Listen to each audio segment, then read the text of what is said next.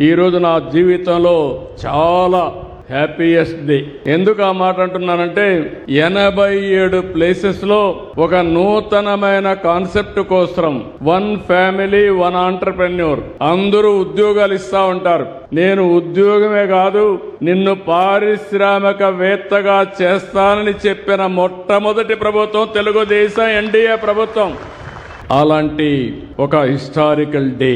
అనేక సార్లు నేను ముఖ్యమంత్రి అయ్యాను, అనేక పెట్టుబడులు తీసుకొచ్చాం. అందరూ మాటలు చెప్తారు, నేను చేసిన పనులే నాకు సాక్ష్యాలు.